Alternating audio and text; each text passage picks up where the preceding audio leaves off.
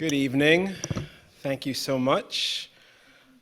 My name is Brian Purnell, and I serve as the director of Bowdoin College's Africana Studies program. Welcome to the Africana Studies annual John Brown Russwurm Distinguished Lecture. And I'm very happy to introduce this year's speaker, Randall Kennedy, the Michael R. Klein Professor at Harvard Law School. But first, a few words about the lecture's namesake. And Africana Studies began this lecture about 5 years ago when my colleague and friend Tess Chakalokel thought it would be a good idea to bring a distinguished lecturer working in some facet of Africana Studies to the college. So this is the 5th year that we're doing this. We named our annual Distinguished Lecture Series after John Brown Russwurm, Bowdoin class of 1826, who was one of the first black graduates of an American college. We did this because Russwurm was an activist and an intellectual, fully invested in the political questions of his day that most concerned black people in the United States and around the world. During his lifetime, Russwurm adopted some controversial stances on questions about the future of black citizenship in the United States. At his Bowdoin commencement address, Russwurm advocated for American blacks to relinquish their claims to U.S. citizenship and instead to migrate to and to settle in the free black Republic of Haiti. This position put Russwurm at odds with others who pressed for citizenship rights in their country of birth. But Russwurm did not adopt a singular approach to political issues. He also advocated for black equality in the United States.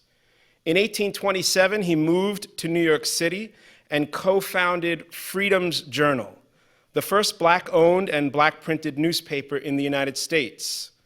Quote, "Too long have others spoken for us.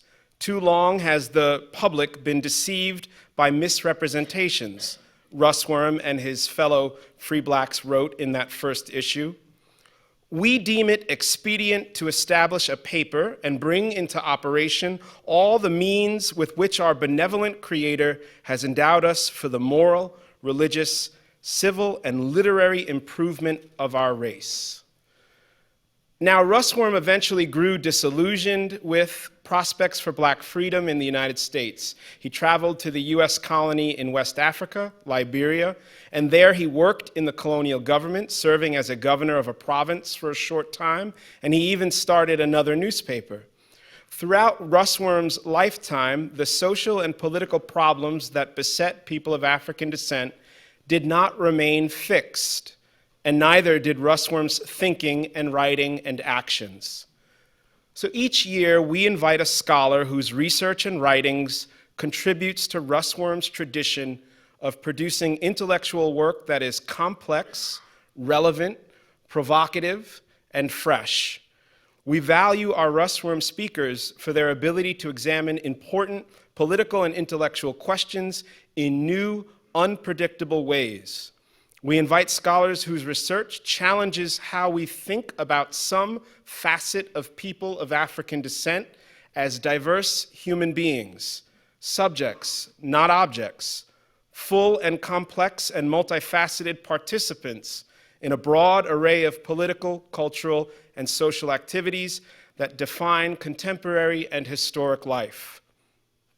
For over 30 years, Professor Kennedy's scholarship on the U.S. Constitution, criminal law, interracial marriage, affirmative action, and many other topics has advanced our understandings of the complicated ways race and racism shape civic life in America. Professor Kennedy's scholarship on affirmative action and criminal law capture the diverse ways U.S. citizens have used and misused the law to promote and restrict equal protection rights, due process, and civil liberties.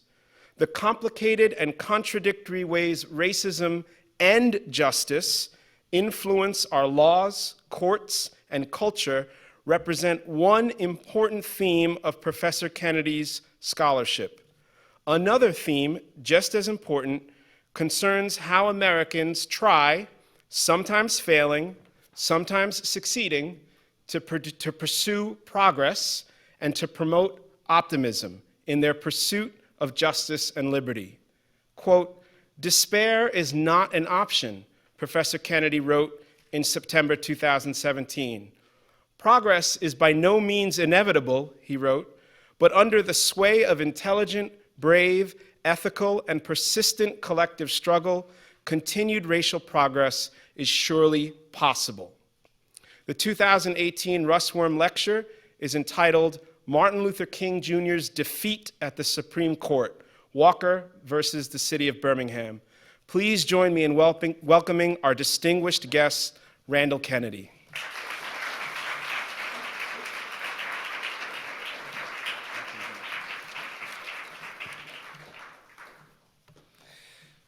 Thank you for the generous introduction, and even more, thank you for affording me this grand opportunity to share some ideas with you about a particular case of Walker versus City of Birmingham. The Supreme Court of the United States has received high praise for its handling of civil liberties controversies arising from the racial conflicts of the Second Reconstruction. The story, Professor Harry Calvin Jr. remarked, is a happy and encouraging one, featuring a black protest movement blessed by extraordinary tact and sure instinct, and a gallant and sensitive Supreme Court. The two collaborated in producing, he maintained, an appropriate and exciting reworking of First Amendment doctrine. It is significant that Calvin wrote this encomium in 1965. Supporting his assessment are rulings in which the Supreme Court shielded the organizational privacy of the National Association for the Advancement of Colored People, the NAACP, acknowledged litigation as a form of protected political expression, inhibited the squelching of mass dissent, and furnished journalists with new layers of insulation against potentially ruinous libel actions as they sought to inform the country about Jim Crow racial oppression in the Deep South. As the 60s wore on, however, there emerged good reason to be less impressed by the court's performance as a guardian of constitutional freedoms menaced by hostile officials. A striking instance of failure is Walker versus City of Birmingham. The case arose from events that transpired in the spring of 1963 as movement activists focused as much pressure as they could muster against racist practices in Birmingham, Alabama. They confronted a formidable challenge. White supremacist dogma and practices demanded and enforced preference for whites over blacks in virtually every social domain. A rigid racial bar subordinated blacks to whites at workplaces. Eating establishments were racially segregated, as were drinking fountains, dressing rooms, bathrooms, elevators, taxis, ambulances, and hotels. It was a crime for blacks and whites to play cards, checkers, or dice with one another. When a court ordered the desegregation of the city's recreation facilities, the municipal government closed them all. 68 parks, 38 playgrounds, 6 swimming pools, and 4 golf courses. Noting that in Birmingham, a book depicting black rabbits associating with white rabbits had been banned, a correspondent for the New York Times observed that every channel of communication, every medium of mutual interest, every reasoned approach, every inch of middle ground has been fragmented by the emotional dynamite of racism, reinforced by the whip, the razor, the gun, the bomb, the torch, the club, the knife, the mob, the police, and many branches of the state's apparatus. The most influential politicians in the state and the city were white supremacists devoted to pigmentocracy.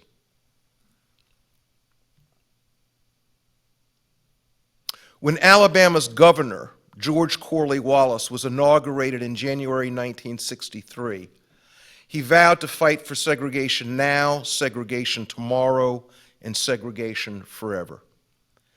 Similarly fervent was Bull Connor, the long-serving Commissioner of Public Safety in Birmingham and a key figure in the Walker litigation. Disdaining due process rights that got in the way of repressing adversaries, Connor once ordered the arrest of 3 visiting Negro ministers simply because they had the temerity to meet with the city's leading civil rights crusader, Reverend Fred Shuttlesworth. "We don't give a damn about the law," Connor confessed when questioned about the legality of the arrests. "Down here we make our own law." Connor was also known for rhetoric shot through with malapropisms. "We're not going to have white folks and Negroes segregating together in this man's town," he once said. In the spring of 1963, activists accelerated their efforts to challenge the Jim Crow regime, targeting businesses that discriminated against blacks as employees and customers. African Americans, for example, were no longer willing to shop for merchandise while being excluded from eating facilities reserved for whites. To protest, activists organized boycotts, marches, and sit-ins. City officials responded initially by simply arresting protesters. Then, on the evening of Wednesday, April 10th, 1963, officials deployed a different weapon. They applied for a temporary injunction to restrain 2 organizations, the Alabama Christian Movement for Human Rights and the Southern Christian Leadership Conference, and 139 individuals, including Shuttlesworth, Wyatt T. Walker, and the movement's leading figure, Martin Luther King, Jr.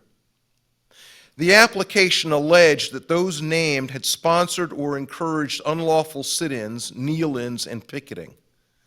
The city's lawyers charged that these actions were calculated to provoke breaches of the peace, threaten the safety, peace, and tranquility, and place an undue burden and strain upon the manpower of the police department. They asserted that inasmuch as these and similar actions were expected to continue and would lead to further imminent danger to the lives, safety, peace, tranquility, and general welfare of the people of the city of Birmingham, equitable relief was necessary immediately.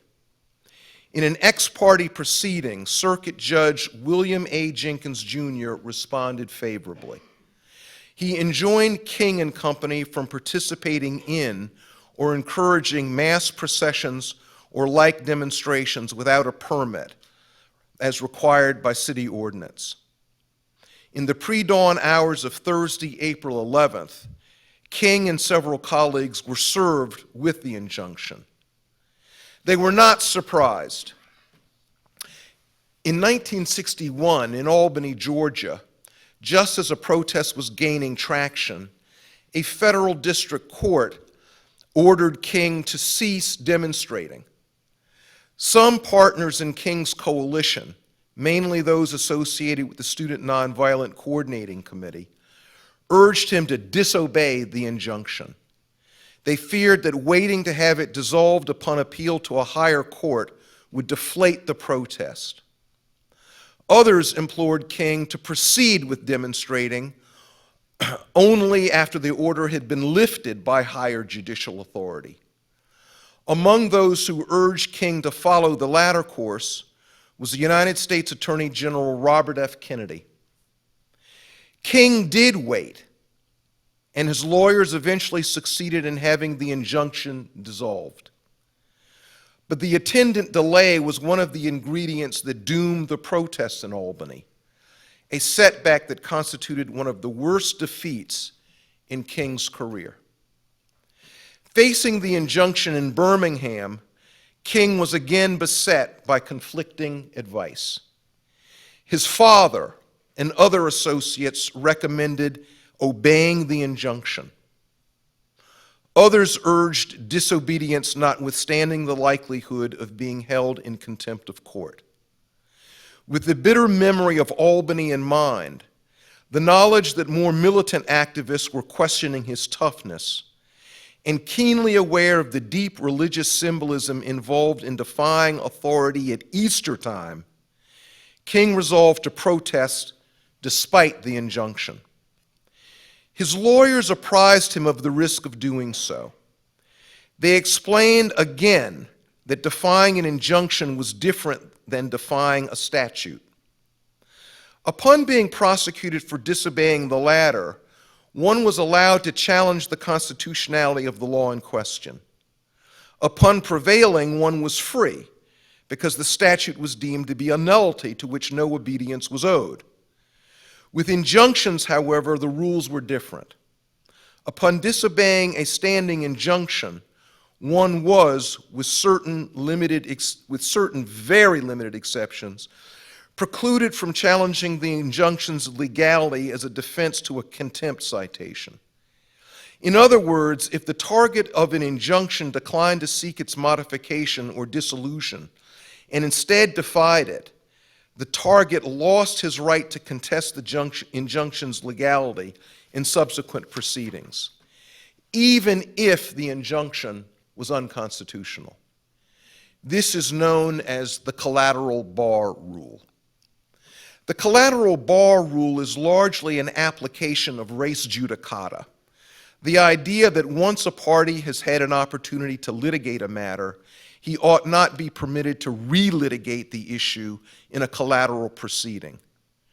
Precluding litigation in circumstances in which a party has already had an opportunity to make his case is justified as a means of promoting efficiency, fairness, and finality. Like any rule, however, the Collateral Bar Rule can be turned into a destructive weapon.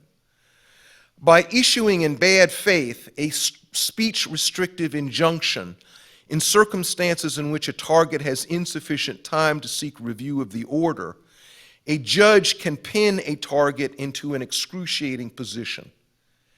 Facing the injunction, the target may, on the one hand, desist from engaging in his protest until he can obtain a judicial resolution of his challenge to the injunction, a choice that might cost him irreparably in terms of momentum, prestige, and the other intangibles that sometimes make all the difference to a political struggle.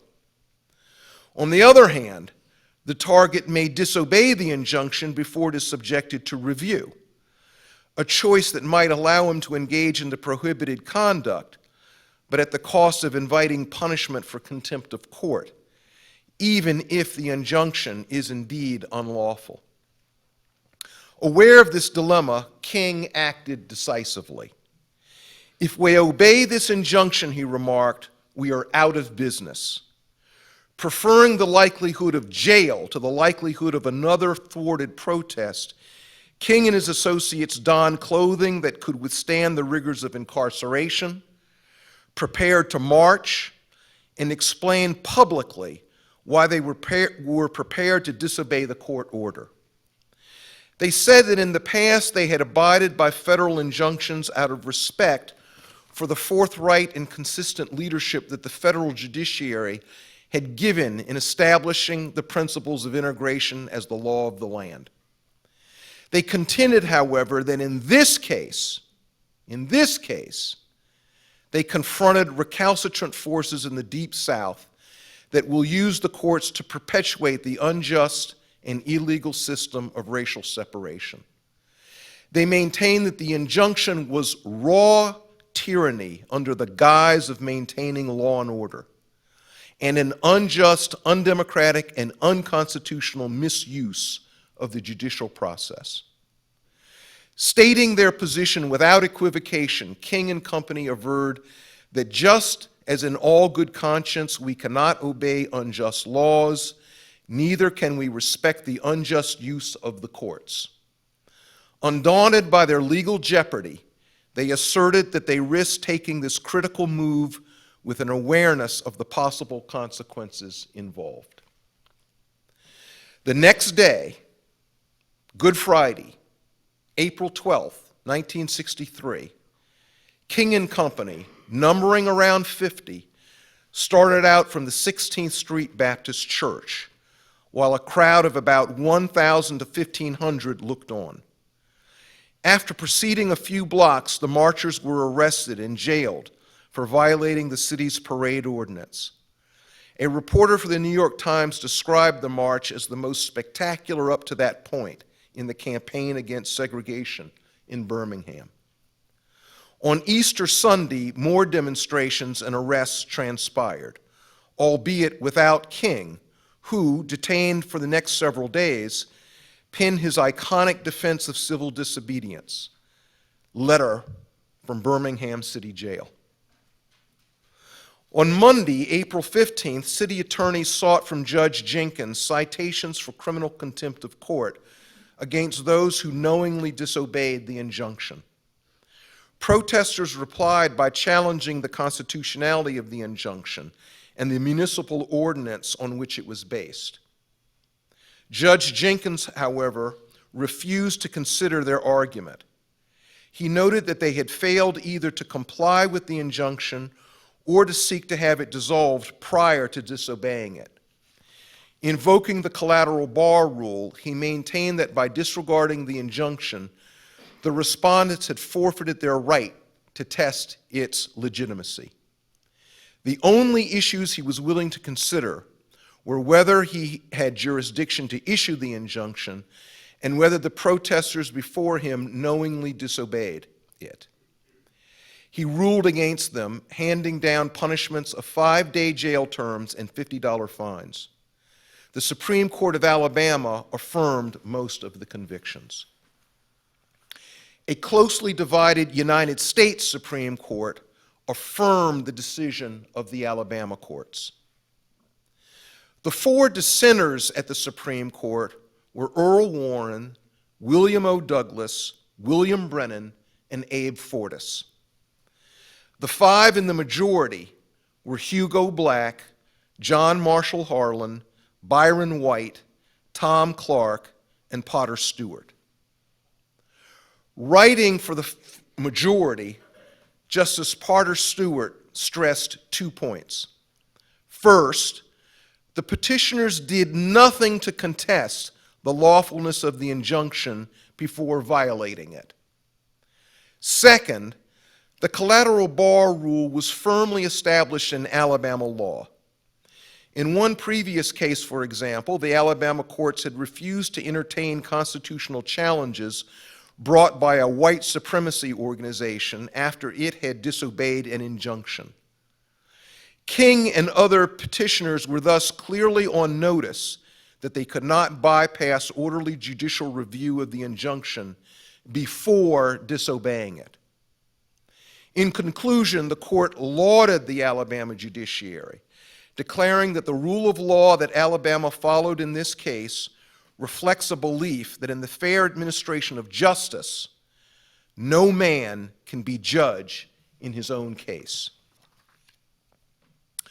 The Supreme Court's resolution of Walker remains good law and has garnered considerable praise.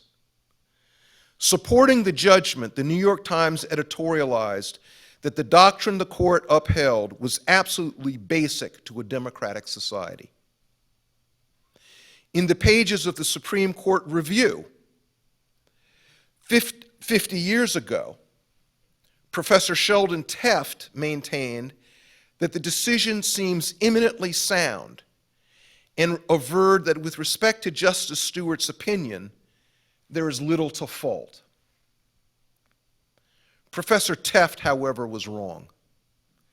The decision was unsound, and there is much fault to be found in the opinion.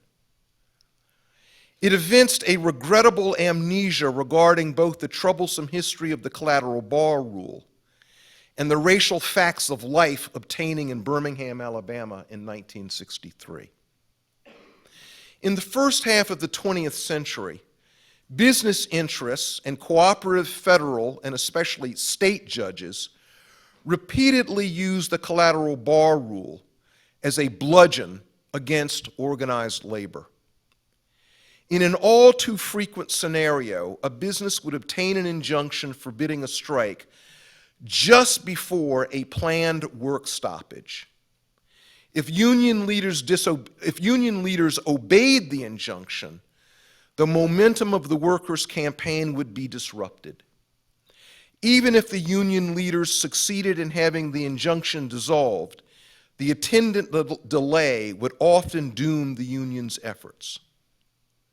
On the other hand, if union leadership disobeyed an injunction, they would be fined or even jailed and lose the right to challenge subsequently the legality of the injunction. In his dissent, Chief Justice Earl Warren makes much of the long and odious history of the ex parte temporary injunction. As a weapon against strikers, it proved so effective in the hands of judges friendly to employers that Congress was forced to take the drastic step of removing from federal district courts the jurisdiction to issue injunctions for labor disputes. Such injunctions, Chief Justice Warren lamented, so long discredited as weapons against concerted labor activities, have now, in this case, been given new life by the court as weapons against the exercise of First Amendment freedoms. Justice Stewart's opinion says nothing about the Collateral Bar Rule's role in the long and odious record to which Chief Justice Warren alluded. Justice Stewart's Walker opinion also leaves readers insufficiently aware that the defiance of the injunction arose from one of the bitterest of all of the battles of the Second Reconstruction. Justice Stewart acknowledges that Commissioner Connor rudely rebuffed a request for a permit prior to the issuance of the injunction, reportedly saying, "No, you will not get a permit in Birmingham, Alabama to picket. I will picket you over to the city jail." Otherwise, however, there is nothing in the court's opinion that tells a reader about Connor's egregious conduct and reputation as a conspicuously cruel and lawless segregationist. Chief Justice Warren's dissent usefully informs or reminds readers that Connor was a self-proclaimed white supremacist, that he made no secret of his personal attitude toward the right of Negroes in the decisions of the Supreme Court, and that he vowed that racial integration would never come to Birmingham, and that he wore a button inscribed "Never" to advertise that vow. Those facts constituted more than interesting background material. They are pertinent to a proper handling of the legal issues in dispute. The court misportrays the Birmingham authorities as having proceeded in good faith, while the protesters, in disobeying the injunction, succumbed to an impetuous disrespect for the judicial process. Chief Justice Warren makes clear, by contrast, that there was no doubt that the protesters were not going to be issued a permit under any circumstances. In his depiction, Birmingham's officialdom had forfeited any reasonable expectation that they should be given any benefit of the doubt regarding racial matters. It was naive, if not foolish, Chief Justice Warren suggests, for the court to indulge in speculation that these civil rights protesters might have obtained a permit from the city had they made enough repeated applications. Directly impugning motives, including those of Judge Jenkins, the Chief Justice, Earl Warren, charged harshly but rightly that there was only one apparent reason why the city sought this injunction and why the circuit court issued it: to make it possible to punish petitioners for contempt rather than for violating the ordinance, and thus to immunize the unconstitutional statute and its unconstitutional application from any attack.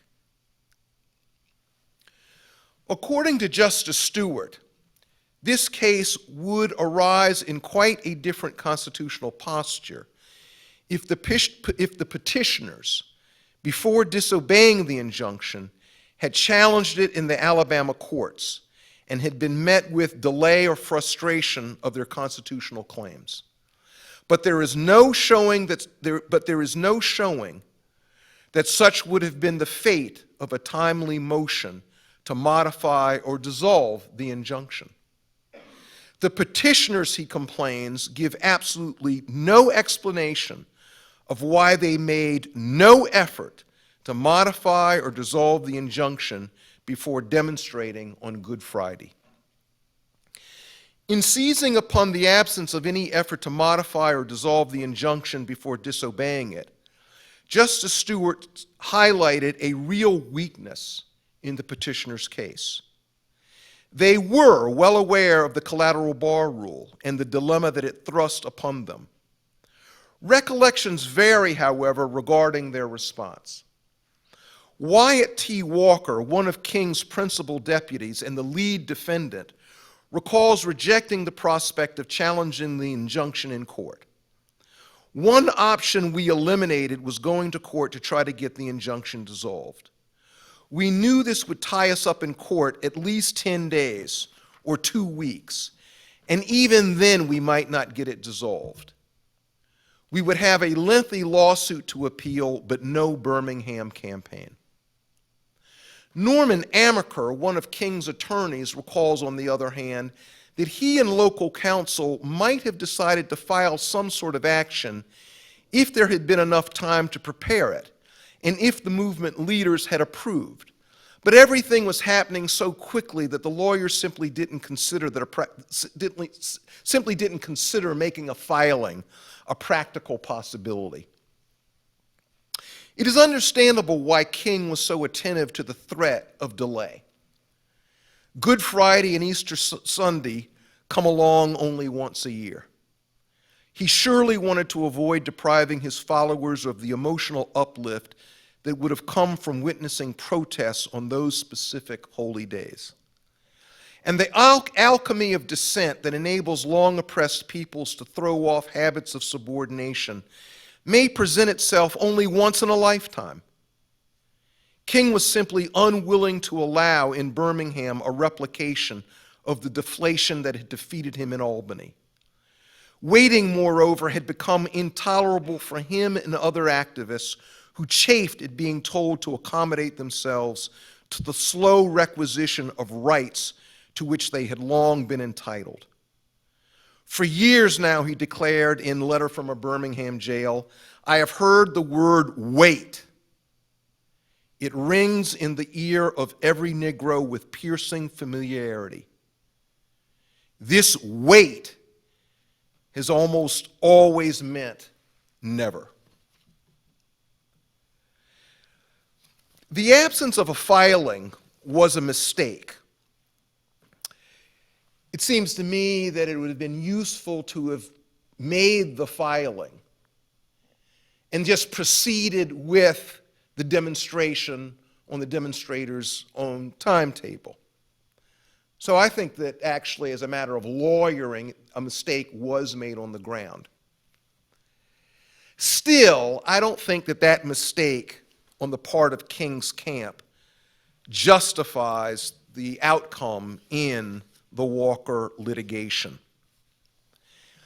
There were other alternatives that were available to the court, and indeed the court's opinion, penned by Justice Stewart, hints itself at an alternative outcome.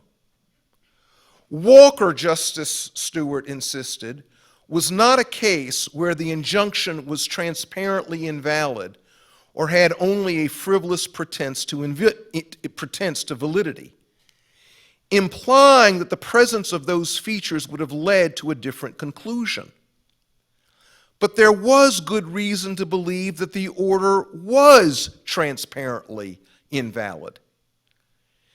It was issued ex parte.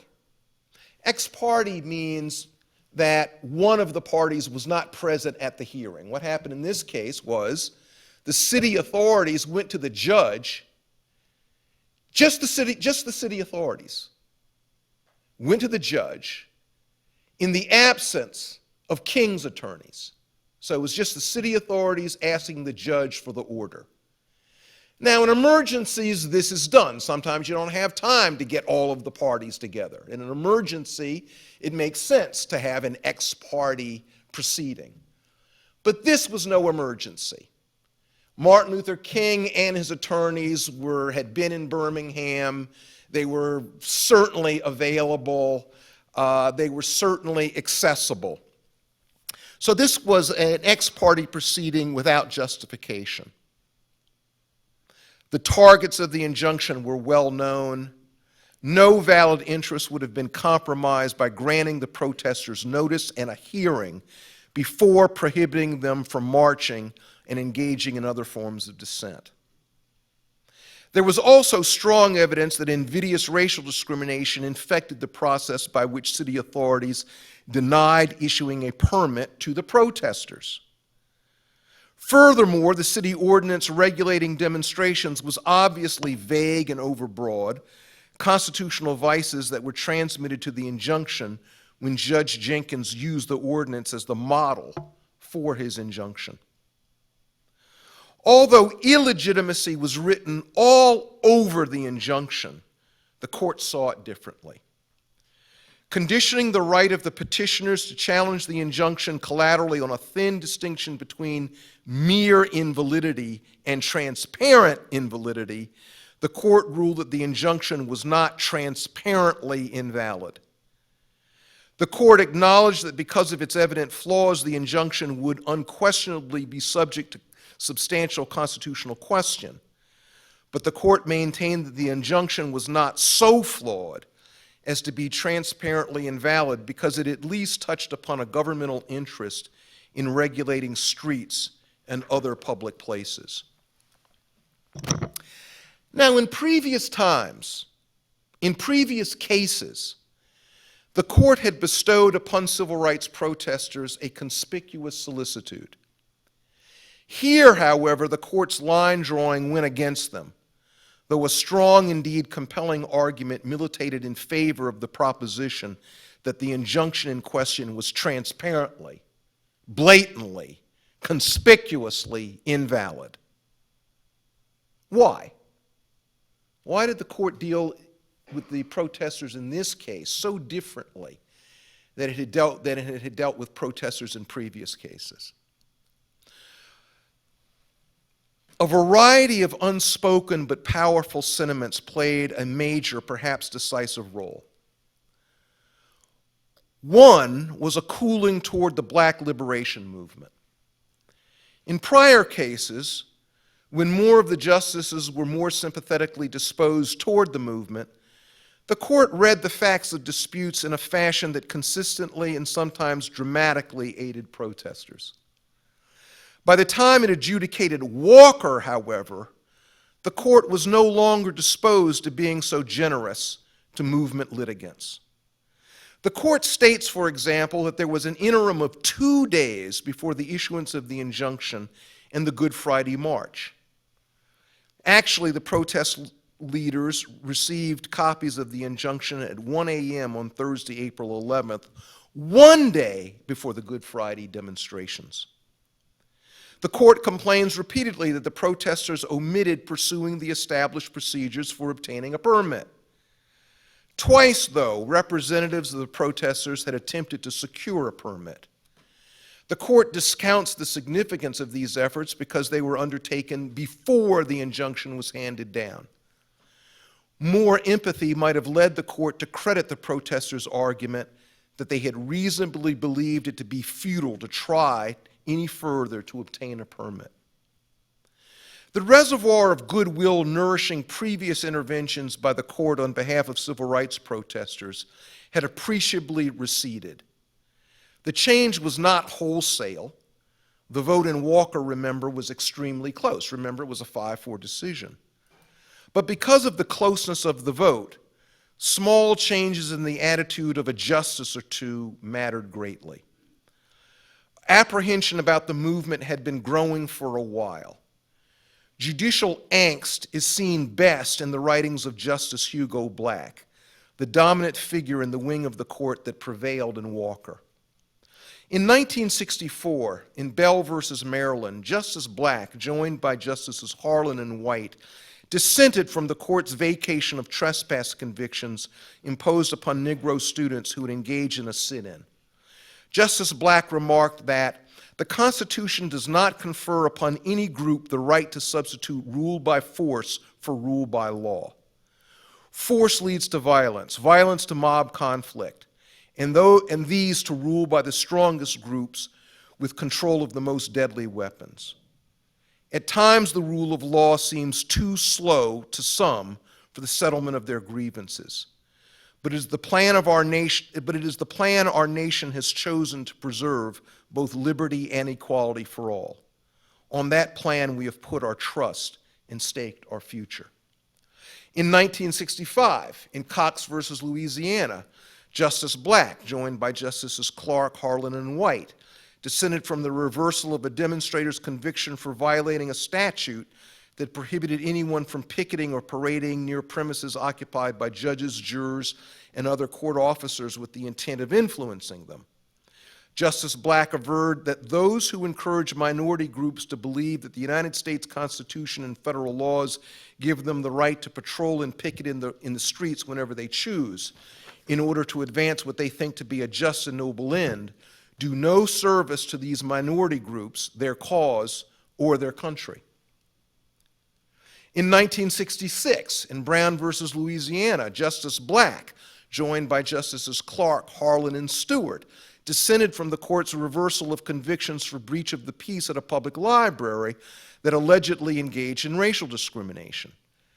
It is an unhappy circumstance, Black declared, that the group which more than any other had needed a government of equal laws and equal justice is now encouraged to believe that the best way for it to advance its cause, which is a worthy one, is by taking the law into its own hands. By 1967, which is the year that Walker was decided, by 1967, the court had typically, albeit not invariably, ruled in favor of dissidents in civil rights protest cases it decided to review. That the court adjudicated so many of these cases was itself remarkable, in that most were fact-bound disputes that did not involve major doctrinal conflicts of the sort that typically elicit resolution by the justices. These repeated interventions constituted a notable, perhaps unprecedented instance of the court providing protection to a protest movement that had won the high regard, if not the admiration, of most of the justices. The court's reversal of 187 convictions for breach of the peace in Edwards versus South Carolina is indicative of that sympathy. Writing for the Supreme Court in that case, Justice Stewart did not merely conclude that the state had encroached unconstitutionally on activities protected by the First Amendment.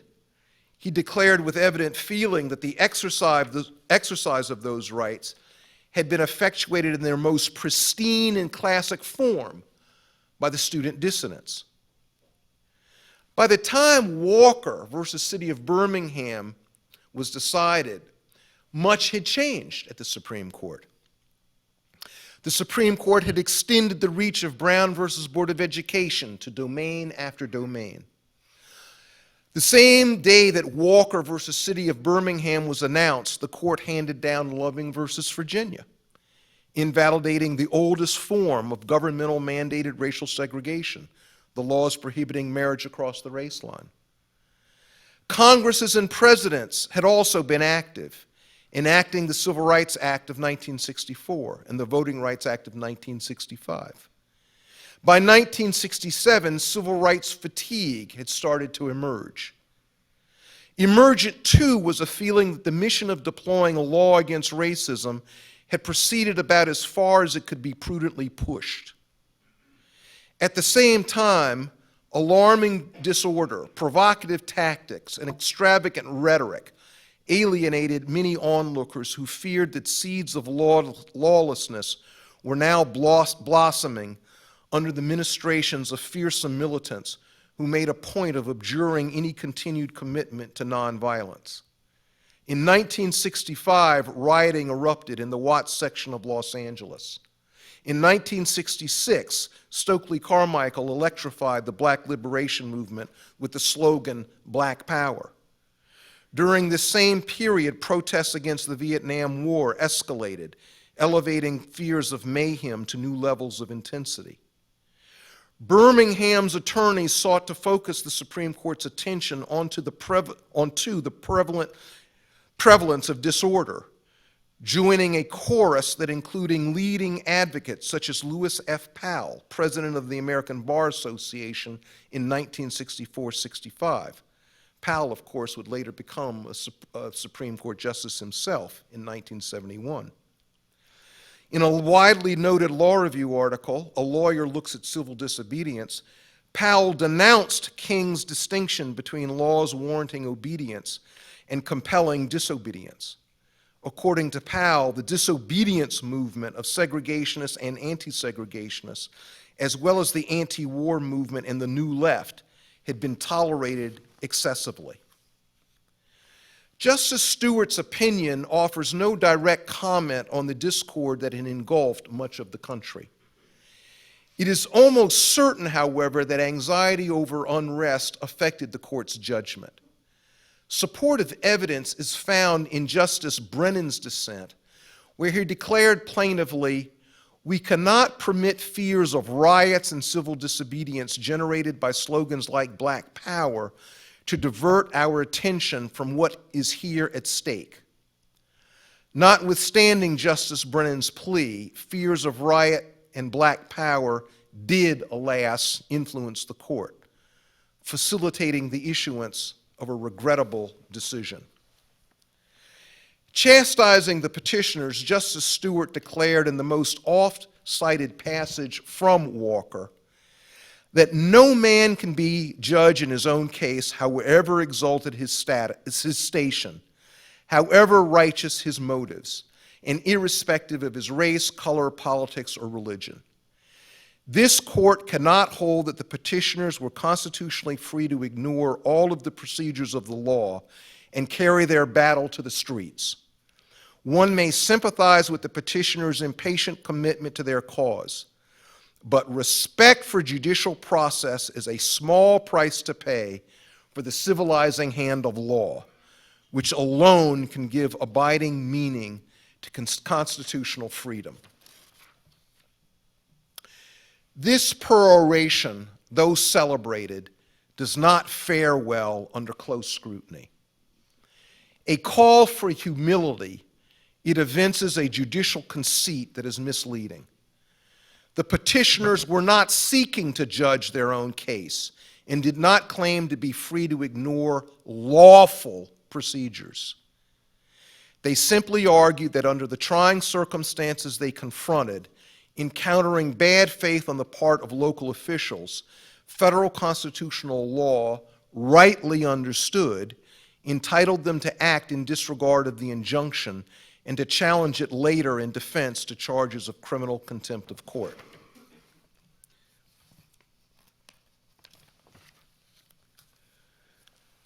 Walker versus City of Birmingham should prompt sober reflection.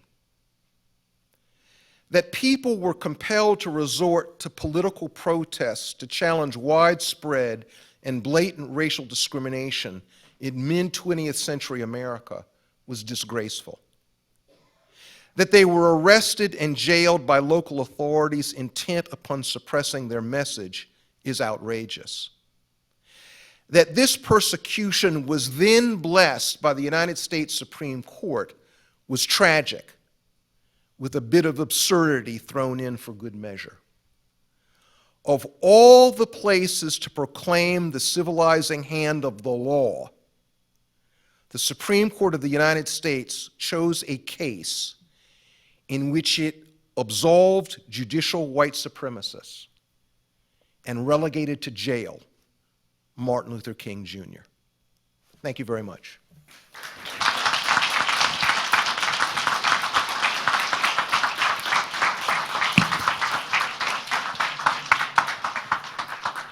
So we have time for comments, we have time for questions, and we also have times for objections. So the floor is open.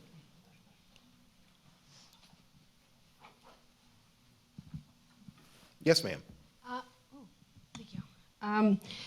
So when you argue that the case or the reflections upon the case, celebrating this case, are wrong, it's wrong because the law was wrong, or was it those unspoken feelings, empathy, sympathy, that somehow motivated the decisions of the justices that were wrong?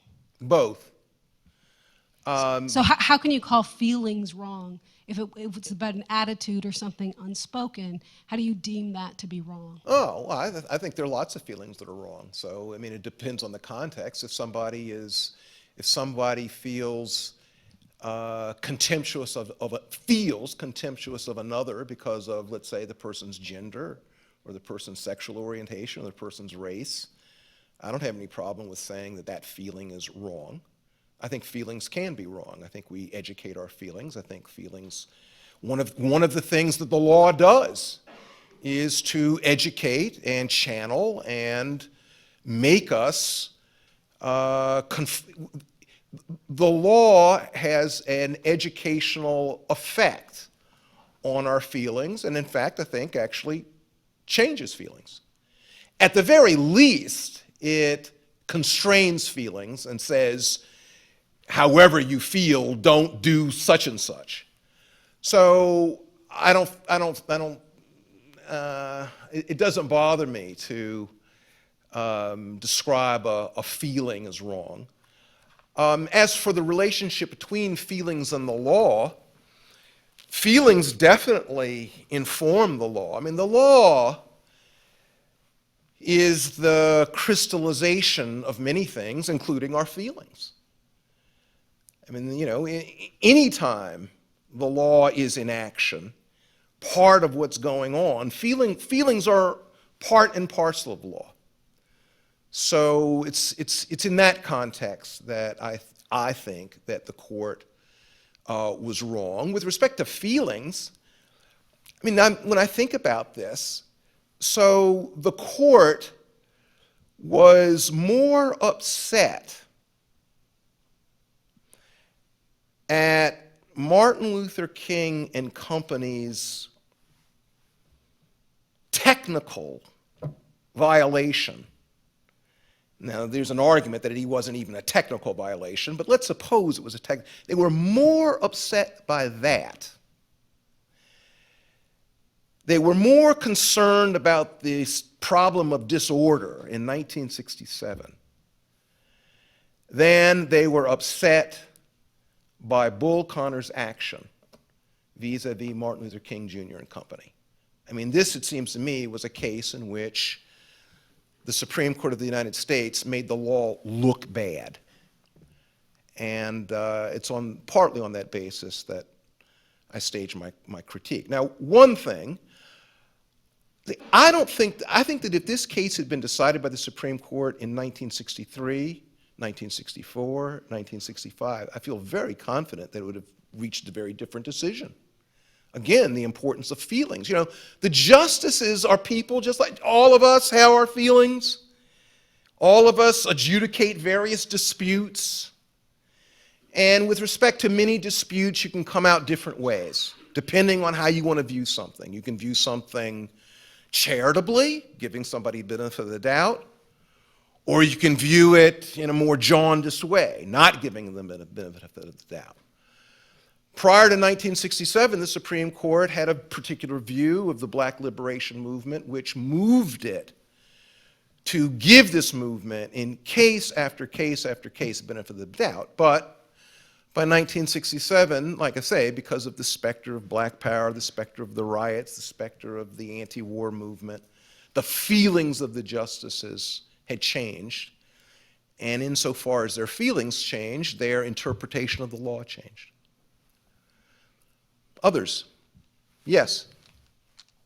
So you spoke about this civil rights fatigue. Do you see any parallel between the civil rights fatigue and maybe our contemporary moments? So where justices had under the Warren Court era reviewed a number of cases that sided with protesters, and then with the rise of the Black Power movement and protests around the Vietnam War, they sort of switched ships. And then you just said that if Walker was decided in '63, it would have possibly had a different outcome. Do you think that we're facing a similar era of maybe a sort of inclusivity fatigue, where after Obergefell v. Hodges and the Obama administration, that maybe the justices are also sort of fatiguing? Yes. Do we suffer? Yeah, absolutely. I think that, I think in many ways, we have been suffering fatigue. I think there's a strong argument that the United States has been suffering, various sorts of post-Second Reconstruction fatigue for decades. I think that, an argument could be made that in certain ways, the United States is suffering from, Obama fatigue. The justices, again, we try to make the law look as though it's on a different plane. It looks technical, and, there's technicality in it. But the law is a different sort of politics. It's technical. You need to know the language of it. It's got its own lexicon. It's got its own tricks. But it's a form of human activity. And just the same as we all suffer from various sorts of fatigue, so too the justices. And I think we should recognize that. So yes. Did the court ever explain why they made an exception for the labor movements but not for the protesters for racial justice with regard to the injunctions? Well, I don't understand your question. Didn't you say that they, in an earlier case for injunctions against organized labor, they made an exception, but when it came to racial justice, they said no? No, what I said was, in the early part of the 20th century, the labor injunction was used against organized labor time after time after time. In fact, so much so that Congress passed a law telling the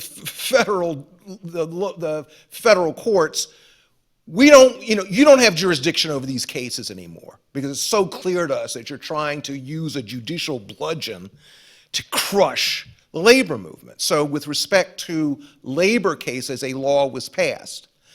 And what Justice Earl Warren was saying in his dissent was, listen, colleagues, you know how this was used in the past against the labor movement. Open your eyes. It's being used that way in this case. And he was simply pointing that out. And one of my criticisms of Potter Stewart's opinion is he doesn't address that, hardly at all. If you read his case, if you read the majority opinion of the Supreme Court in this case, you wouldn't know at all about the previous history of the anti-labor union use of the injunction. Were there ever movements by Congress to pass a similar law with regard to racial protest No, in the 60s? no, there wasn't. And maybe, no, there wasn't.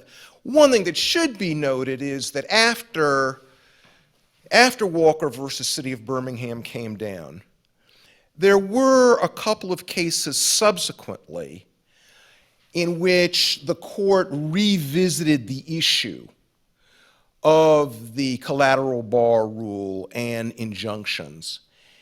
And they sort of softened the blow of Walker. So for instance, a couple of years after Walker, there was a case involving, actually I think it was a case involving the Nazi Party.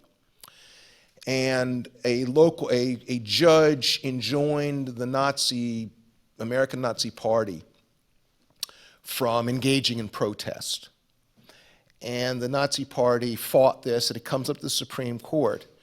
And the Supreme Court said in this case that the Supreme Court said that the courts had acted wrongly because the courts had issued this injunction ex parte, and they explicitly condemned the issuance of the injunction ex parte. Well, in our case, in Walker, the court didn't say anything about the ex parte nature of the injunction, but they used this subsequent case to essentially say, hey, listen, you know, yes, in certain circumstances it makes sense to have an ex parte injunction, but only in an emergency.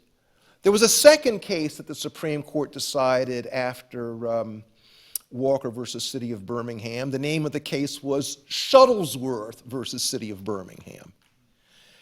In the same Friday demonstration that Martin Luther King Jr. was arrested, at the same moment that Martin Luther King Jr. was arrested, Fred Shuttlesworth was arrested. They were arrested at the same time. Walker versus City of Birmingham involves the injunction. So when Shuttlesworth and King and company violated the injunction, they were later sentenced to 5 days in jail for violating the injunction. Okay. And the Supreme Court upheld that conviction and that sentence. Well, Fred Shuttlesworth, when he was arrested for criminal contempt, but he was also arrested for violating the city ordinance, which was the model for the injunction.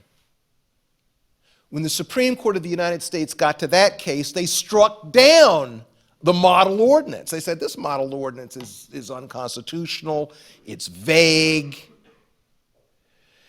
It is, they just laughed at it. Well, what were they laughing at? They were laughing at the very injunction that they had previously said could not be challenged. And so subsequently, the Supreme Court, like I said, sort of in subsequent cases, it has tried to make clear that local courts have to be more careful than the Birmingham court was in Walker versus City of Birmingham. But the basic idea, the Collateral Bar Rule, still exists. And every year you have issues involving injunctions, and indeed the whole issue of injunctions is front page news. I mean, Stormy Daniels enjoined not to speak. Question, that is an injunction. Injunctions are still, or nowadays, probably the way in recent case law, news outlets, newspapers, television stations. Imagine that a newspaper is covering, let's say, a murder trial, and a newspaper gets some evidence about the alleged crime and is about to publish. And let's imagine that a defense attorney learns that the newspaper is about to publish some evidence. The newspaper goes to a judge and says to the judge, "Judge, this is an emergency. I need you to order the newspaper not to publish the story, because if the newspaper publishes the story, it will poison the minds of people, poison the minds of the juror, and prevent my client from having a fair trial." If the judge enjoins the newspaper from publishing, the newspaper is then in the same position as Martin Luther King Jr. And it has to make a decision as to, well, is it going to fight the injunction? But if it fights the injunction and delays publishing, they're delaying publishing news. On the other hand, if they go on and publish the news before getting the injunction dissolved, the newspaper might find itself held in contempt of court, and fine. The editor or the publishers might find their way in prison. Some of you have probably watched this movie recently, The Post. The Pentagon Papers. That's what it was all about. The judge said to the New York Times, "Don't publish." The New York Times had to make a decision. Are we going to disobey the judge, or are we going to fight the judge? Well, they fought the judge. They did not disobey, because they were afraid that if they disobeyed, they'd be in the same position as Martin Luther King Jr., namely held in contempt, and wouldn't even be able to fight the legality of the judge's order. Others? Yes. I very much like your argument, but I wonder whether or not it wasn't really good that he was locked up because we got the letters from Birmingham. And did it really materially affect his movement? If that's the case, then I'd have some of the anger that's in your voice. But if it didn't, then it gives me newfound respect for the fact that he was protesting both the law and the courts. Yeah. And in some sense here, you just made me feel really good about him in a second way. Well, that's it. I see your point. I mean, I think that what you're putting your finger on is that life is funny.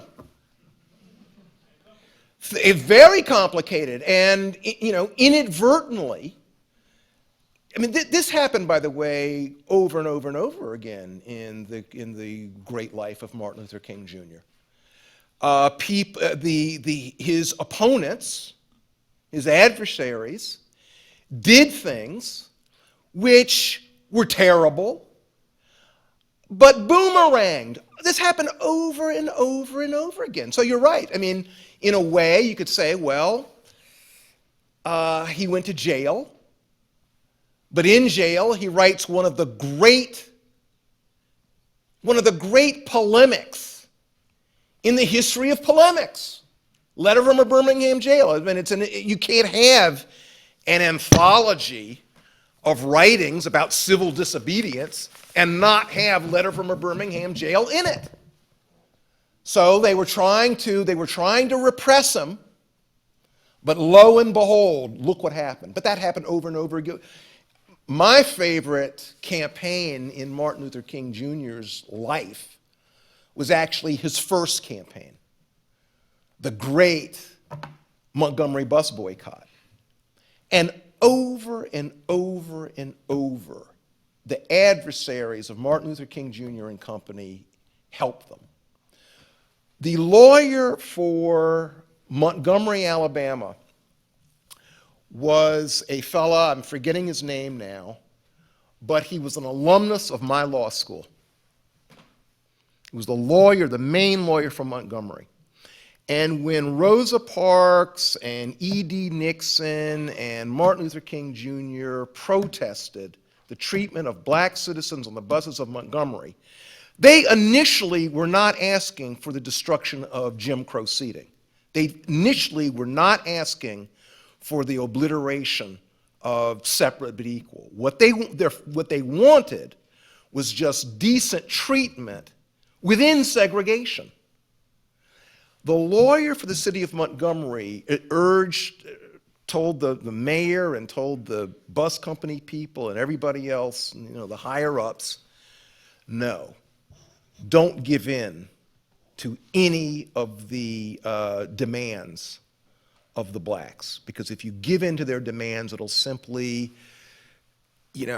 prompt them to issue other demands. So just ignore them. They'll go away.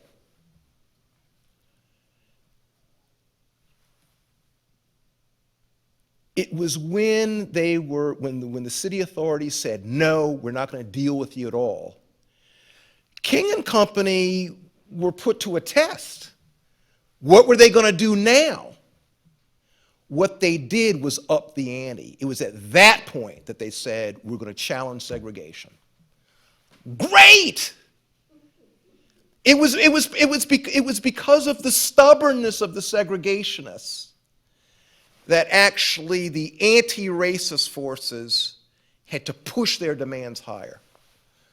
It was when Martin Luther King Jr.'s house was blown up for the first time that the lawyer in Montgomery, Alabama, decided to launch a lawsuit challenging segregation on the buses.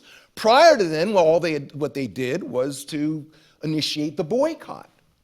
The boycott had been going on for months and months and months before they challenged segregation on the buses in court. And the thing that prompted them to challenge segregation of the buses in court was when Martin Luther King Jr.'s house was blown up. His house was blown up several times during his lifetime, but this was the first time. And basically what his lawyers were saying was, oh, if you want to play that way, we'll up the ante on you. And this happened over and over and over.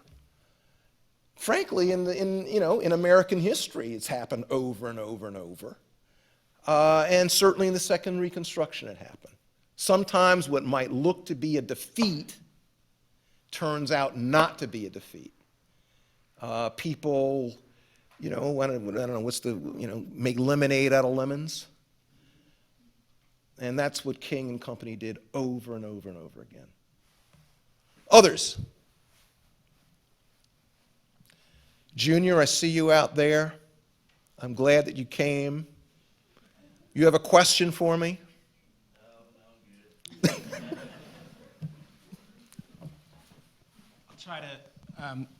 I'll try to make this succinct. So just to be clear, your criticism of the Walker decision has to do with the way that the court overlooked the injustices that Connor perpetrated in Birmingham, not specifically with the use of the Collateral Bar Rule or the injunction against public assembly by a group of citizens who might create disruptions that the city or the municipality didn't desire. I criticize on all those fronts. So, I criticize the Supreme Court's way in which it addressed the Collateral Bar Rule. Now, in this case, there was an amicus curiae brief, for instance, from the AFL-CIO. The AFL-CIO submitted a brief in which they attacked the Collateral Bar Rule, period. Okay. So one thing we could, should we have a collateral bar rule at all? That's a question. But then there was the United States itself, the Solicitor General's office. The Solicitor General of the United States is the lawyer who represents the United States government in all dealings before the Supreme Court. When this case was decided in 1967, the Solicitor General of the United States was, of all people, Thurgood Marshall. Thurgood Marshall submitted a brief in which his brief said, listen, we're not asking that you get rid of the Collateral Bar Rule, but we think that in a case involving First Amendment rights, you should handle the Collateral Bar Rule in a somewhat different way in reference and in deference to First Amendment rights. It seems to me that the court could have gone that way. Or the court, like I said in my remarks, the court itself said that, the Collateral Bar Rule should prevent people from attacking it after they've disobeyed it, except if the injunction was transparently invalid. What I say is, well, Justice Stewart, you've said that if an injunction is transparently invalid, it should be subject to later attack. My response is, this was transparently invalid. So even under your own rules, you're reaching the wrong conclusion. So, as far as I'm concerned, the Supreme Court of the United States was wrong on at least 5 counts. Others?